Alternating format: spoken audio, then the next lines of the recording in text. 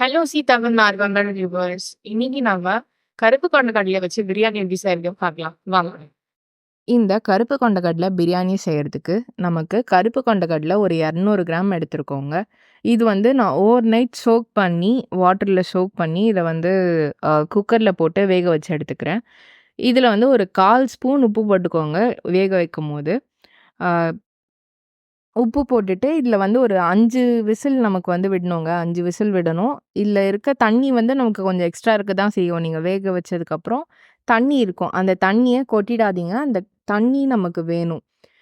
நம்ம கொண்டைக்கடல தனியா இப்ப வேக வைக்கிறோம். எதுக்குன்னா, அ கொண்டைக்கடல யூசுவலாவே வந்து அவ்ளோ சீக்கிரம் வேகாது. அதனால நம்ம கொண்டைக்கடல தனியா வேக வச்சுக்கிறோம். சாதம் தனியா வடிச்சு எடுத்துக்கிறோங்க இந்த பிரியாணிக்கு. தம் பிரியாணி மெத்தட்ல நம்ம பண்ண போறோம். ஸோ இந்த ஸ்டாக் வாட்டர தனியா எடுத்து வச்சுக்கோங்க. கொண்டைக்கடல வந்து இந்த அளவுக்கு வெந்திருக்கணும். லைட்டா அழுத்துனீங்கன்னா அது உடையணும். அதுக்கப்புறம் வந்து சாதம் வடிச்சது ஒரு 3 கப் சாதம் வந்து நான் எடுத்து வச்சிருக்கேங்க.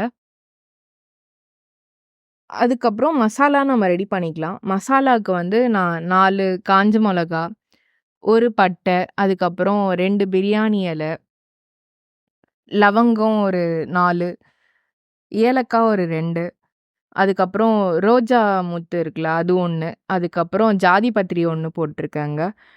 மிளகு ஒரு 1/4 ஸ்பூன் போட்டிருக்கேன். சோம்பு ஒரு 1/4 ஸ்பூன் போட்டிருக்கேன். இது எல்லாத்தையும் போட்டு நம்ம வந்து ட்ரை ரோஸ்ட் பண்ணிக்கிறோம். நல்லா அது ஒரு அரோமேட்டிக் ஸ்மெல் வருங்க. அந்த ஸ்மெல் வர வரைக்கும் நம்ம வந்து லைட்டா வறுத்துட்டு, அ அத வந்து நீங்க ஏதாவது ஒரு பிளேட்ல போட்டு ஆற வச்சுக்கலாம். இல்லன்னா நீங்க எந்த மிக்ஸில அரைக்க போறீங்களோ, அதிலேயே போட்டுட்டு, அது ஆறுனதுக்கப்புறம் நம்ம அரைச்சுக்கலாங்க. இப்ப இத வந்து நல்லா ட்ரை ரோஸ்ட் பண்ணிக்கிறேன். இது ட்ரை ரோஸ்ட் பண்ணிட்டு, இப்ப நம்ம அ இதுல ட்ரான்ஸ்ஃபர் பண்ணிடலாம் பிளேட்ல. ஒரு 2 செகண்ட்ல. நல்லா ஸ்மெல் இப்ப லைட்டா வர ஆரம்பிச்சிருக்கு. இது வந்து கை விடாம இந்த மாரி வறுத்துட்டே இருங்க. இல்லன்னா அடியில தான் உட்காந்துரும். அப்புறம் ஸ்மெல்லு தான் தீஞ்ச ஸ்மெல் தான் வரும். ஸோ இத நல்லா ட்ரை ரோஸ்ட் பண்ணிட்டேன்.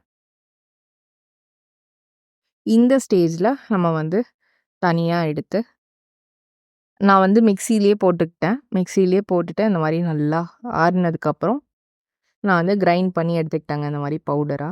நீங்க வந்து பிரியாணி மிக்ஸ் இருந்ததுன்னா, அத கூட நீங்க யூஸ் பண்ணிக்கலாம். அப்புறம் சால்ட் 1 டேபிள் ஸ்பூன், கடலை எண்ணெய் ஒரு 4 டேபிள் ஸ்பூன் எடுத்திருக்கேன். அ மொளகாத்தூள் வந்து ஒரு 1 1/2 டேபிள் ஸ்பூன் வந்து நான் 1 1/2 ஸ்பூன் எடுத்திருக்கேங்க. அதுக்கப்புறம் 2 வெங்காயம், 2 தக்காளி, அ 6 பல்லு பூண்டு இடிச்சது, அதுக்கப்புறம் ஒரு சின்ன துண்டு இஞ்சி, லெமன் ஒரு 1/2 லெமன் தேவைப்படும். அதுக்கப்புறம் ஒரு 2 கை அ புதினா இலை எடுத்திருக்கேங்க. ஃபர்ஸ்ட்டு வந்து நம்ம என்ன பண்றோம்னா, இதெல்லாம் ரெடி பண்ணிட்டு, அ ஸ்டவ் ஆன் பண்ணி நான் வந்து ஃபர்ஸ்ட்டு ஆயில் விட்டுக்கிட்டேங்க. ஆயில் விட்டுட்டு உங்களுக்கு இப்போ சீசனிங்க்கு உங்களுக்கு வந்து இந்த கேஷ்யூஸ்லாம் பிடிக்கும்னா, அதெல்லாம் போட்டுக்கலாம். பிரியாணி இலை போட்டுக்கோங்க, பட்டை போட்டுக்கோங்க. போட்டுட்டு அ நம்ம எடுத்து வச்சிருக்க இஞ்சி, பூண்டு இது 2த்தையும் ஃபர்ஸ்ட்டு போட்டு நல்லா ரோஸ்ட் பண்ணுங்க. இது வந்து லைட்டா கலர் சேஞ்ச் ஆகும். அந்த ஸ்டேஜ்ல தான் வந்து நம்ம வெங்காயம் போடப் போறோம். இந்த மாரி நல்லா வதக்கிக்கோங்க. நான் வந்து வெங்காயம், தக்காளி மட்டும் தான் போட்டுருக்கேன்.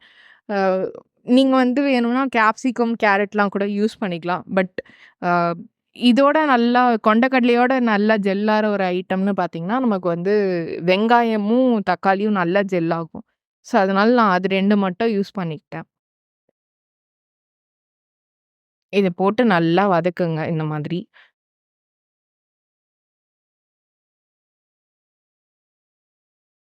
ஒரு 2 செகண்ட்க்கு ஒரு வாட்டி இந்த மாரி வதக்கிட்டே இருந்தீங்கன்னா, அது லைட்டா ஷேட் மாறுது தெரியும். இந்த ஷேட் மாறுற டைம்ல நம்ம வந்து வெங்காயம் போடப் போறோம். நம்ம எடுத்து வச்சிருக்க வெங்காயத்த போட்டுட்டு, இதுவும் நல்லா ஒரு மாரி கிளாஸியா ஆகுற வரைக்கும் நம்ம வந்து நல்லா வதக்கப் போறோம். இது வந்து எப்படியும் ஒரு ஒரு 5 மினிட்ஸ் கிட்ட நீங்க வந்து வதக்குற மாரி இருக்கும். 5 டூ 10 மினிட்ஸ் கிட்ட. உங்களுக்கு வந்து சீக்கிரமா சப்போஸ் இந்த வெங்காயம் வதங்கணும் அப்படின்னு நினைச்சீங்கன்னா, ஒரு பிஞ்ச் ஆஃப் சால்ட் வந்து நீங்க ஆட் பண்ணிக்கலாம். சால்ட் போட்டோம்னா எப்பவுமே வந்து வெங்காயம் சீக்கிரமா வதங்கிடும். இப்ப இது வந்து பார்த்தீங்கன்னா, லைட்டா கிளாஸி ஆயிடுச்சு. இந்த ஸ்டேஜ்ல நான் வந்து தக்காளியும் போட்டுக்கிறேன். தக்காளியும் போட்டு நல்லா வதக்கிக்கிறேன். இது வந்து தக்காளி போட்டதுக்கப்புறம் கொஞ்சம் லைட்டா அந்த ரா ஸ்மெல் போனதும், ஒரு மாரி ஸ்குவிஷி ஆகும் பார்த்தீங்களா? ரொம்ப அ அந்த தோல்லாம் தனியா வர அளவுக்குலாம் வேண்டாம். அ லைட்டா இந்த ஸ்குவிஷி ஆனதுக்கப்புறம் நம்ம வந்து புதினா இலை எடுத்து வச்சிருக்கோம் இல்லையா? அத நம்ம போட போறோம். புதினா இலை வந்து நான் கட் பண்ணிலாம் எடுக்கல. நான் அப்படியே முழுசு முழுசா ஜஸ்ட் இலைய மட்டும் பிச்சு தான் எடுத்து வச்சிருக்கேன். ஸோ இந்த ஸ்டேஜ்ல இப்ப பார்த்தீங்கன்னா, நல்லா ஸ்குவிஷி ஆயிடுச்சு. இந்த ஸ்டேஜ்ல நம்ம வந்து நம்ம எடுத்து வச்சிருக்க புதினா இலைய எடுத்து போட்டுக்கிறோம். இதையும் போட்டுட்டு நல்லா கலக்குங்க. புதினாவோட ரா ஸ்மெல் நல்லா போகணும். அந்த ரா ஸ்மெல் போயிட்டு, நமக்கு வந்து அந்த புதினாவோட ஃப்ளேவர் நல்லா தெரியும். இந்த ஸ்டேஜ்ல வந்து நம்ம அந்த கருப்பு கொண்ட வேக வச்சிருக்கோம் இல்லைங்களா? அத எடுத்து நம்ம இதுல போடணும். நல்லா கலக்கிட்டே இருக்கேன். அப்புறம் இங்க பார்த்தீங்கன்னா, இப்போ கருப்பு கொண்ட நான் போட்டுட்டேன். இந்த கருப்பு கொண்ட போட்டதுக்கப்புறம் இத லைட்டா வதக்குங்க. இந்த மாதிரி ஒரு 2 செகண்ட்ஸ் வதக்கிட்டு, நாம எடுத்து வச்சிருக்க மொளகா பொடியும், உப்பையும் நான் ஒண்ணா கலந்துட்டேன். ஒண்ணா கலந்துட்டு இதில போட்டுட்டேங்க. இதில போட்டுட்டு இத நல்லா அப்படியே கலக்குங்க. இதுக்கப்புறம் நம்ம வந்து அ மசாலா அரைச்சு வச்சிருக்கோம் இல்லைங்களா? அந்த மசாலாவையும் நம்ம இதில போடணும். இந்த மாரி மசாலா அரைக்கலன்னா, நீங்க வந்து பிரியாணி மிக்ஸும் யூஸ் பண்ணிக்கலாம். ஸோ இது வந்து நான் ஒரு 3 ஸ்பூன் இதில டைரக்ட்டா போட்டுட்டேன். இது போட்டுட்டு ரோஸ்ட் பண்ணிட்டு, இதுக்கப்புறம் நம்ம அந்த தண்ணி எடுத்து வச்சிருக்கோம் இல்லைங்களா? அந்த தண்ணிய கொஞ்சம் கொஞ்சமா இந்த அ கருப்பு கொண்ட கடல அந்த தண்ணிய இழுக்க இழுக்க நம்ம வந்து அந்த தண்ணிய கொஞ்சம் கொஞ்சமா விட போறோம். அதே தண்ணீல பேலன்ஸ் இருக்க அந்த மசாலாவையும் நான் வந்து கலந்துக்கிட்டேங்க. அதுக்கப்புறம் ஒரு 1/4 ஸ்பூன் கலருக்காக நான் வந்து மஞ்சத்தூள் ஆட் பண்ணியிருக்கேன். இது வந்து ஆப்ஷனல் தான். உங்களுக்கு வேணும்னா நீங்க ஆட் பண்ணிக்கலாம். ஸோ இதையும் போட்டுட்டு நல்லா கலக்கிட்டே இருக்கணும். கொஞ்சம் கொஞ்சமா அந்த கிரேவி அ திக்கா ஆக ஆக நம்ம வந்து அந்த எடுத்து வச்சிருக்க அந்த கொண்டைக்கடல தண்ணி இருக்கு இல்லையா? வேக வச்ச தண்ணி. அத நம்ம கொஞ்சம் கொஞ்சமா இதுல விடுறோம். இந்த மாதிரி ஓரளவுக்கு திக்காயிடுச்சு. இந்த மாரி திக்காற ஸ்டேஜ்ல நம்ம அந்த கரெக்ட்டா அந்த கொண்டைக்கடல தண்ணி அது எவ்வளோ இருக்கோ அத அத அப்படியே விட போறீங்க. அவ்வளோதான். அத மட்டும் விட்டு நல்லா குக் பண்ணிட்டே இருங்க. இது எந்த அளவுக்கு குக் பண்றோம்னா, இப்போ கொண்டைக்கடலைய குக்கர்லயே அப்படியே வெள்ளலாம் எடுக்கவே வேண்டாம். நம்ம அந்த கொண்டைக்கடலைய லைட்டா அந்த குக்கரோட சேர்த்து இப்படி தேய்ச்சீங்கன்னா, உங்களுக்கு நல்லா அமுங்கி வருதான்ற மாரி பார்த்துக்கோங்க. அந்த ஸ்டேஜ்ல வந்து நீங்க இந்த மாரி ரைஸ் ஆட் பண்ணிக்கலாம். ரைஸ வந்து இப்ப நம்ம தனியா எடுத்து ஆற வச்சதுனால, அது வந்து கொஞ்சம் கட்டி கட்டியா இருந்தது. அதனால கையிலேயே உதுத்து போட்டுக்கிட்டேன். அதுக்கப்புறம் அந்த ஹாஃப் லெமனையும் புழிஞ்சு விட்டுட்டு, நம்ம வந்து இந்த மாதிரி நல்லா ஃபர்ஸ்ட்டு கலந்துக்கோங்க.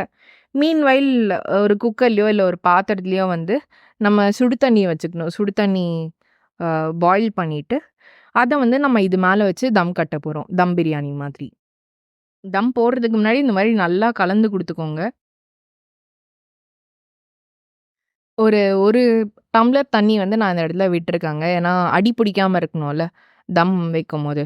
ஸோ, 1 டம்ளர் தண்ணி விட்டுருக்கேன். இத வந்து நல்லா கலந்துட்டு, அடுப்ப வந்து ரொம்ப சிம்ல வச்சுக்கோங்க. சிம்ல வச்சுட்டு, இப்ப இந்த ஸ்டேஜ்ல வந்து நம்ம பிளேட் போட்டு மூடிட்டு, மேல இந்த சுடு தண்ணி ரெடி ஆயிடுச்சுன்னா, அத வச்சு நம்ம வந்து ரெடி பண்ணிடலாங்க. ஸோ, இப்ப நல்லா கலந்துட்டேன். இப்போ ஒரு பிளேட் வச்சுட்டு, மேல இந்த ஹாட் வாட்டர் இருக்கு இல்லையா? அதுக்கும் ஒரு மூடி போட்டுட்டு, அடுப்ப வந்து சிம்ல வச்சுருங்க கம்ப்ளீட்டா. கம்ப்ளீட்டா சிம்ல வச்சுட்டேன். இது வந்து ஒரு 10 மினிட்ஸ்க்கு வச்சு நான் வந்து எடுத்திருக்கேங்க. இப்ப இந்த ஸ்டேஜ்ல வந்து பார்த்தீங்கன்னா, சூப்பரா நம்மளோட கொண்டைக்கடல பிரியாணி ரெடி. இப்ப பிளேட்டிங் பண்ணிடலாம். ஸோ பிளேட்டிங்க்கு வந்து சும்மா ஒரு டிஃபன் பாக்ஸ்ல போட்டு, அத அப்படியே ஒரு தட்ல கவுத்து எடுத்தேங்க. சூப்பரா வந்துச்சு. ஆ மேல வந்து சும்மா டெக்கரேஷன் மாதிரி இந்த புதினா இலைய வச்சுட்டேன். தொட்டுக்க வந்து தயிரு. சூப்பர் காம்பினேஷன்ங்க தயிரோட. உங்க எல்லாருக்கும் இந்த கருப்பு கொண்டைக்கடல வச்சு செஞ்ச பிரியாணி ரெசிபி புடிச்சிருக்கும்னு நினைக்கிறேன். கண்டிப்பா வீட்ல ட்ரை பண்ணி பார்த்துட்டு கமெண்ட் செக்ஷன்ல வந்து சொல்லுங்க எப்படி வந்துச்சுன்னு. இந்த வீடியோ பிடிச்சிருந்ததுன்னா லைக் பண்ணுங்க, ஷேர் பண்ணுங்க அண்ட் சப்ஸ்கிரைப் டு மை சீதாவில் Nayagavel channel. Thank you. Bye.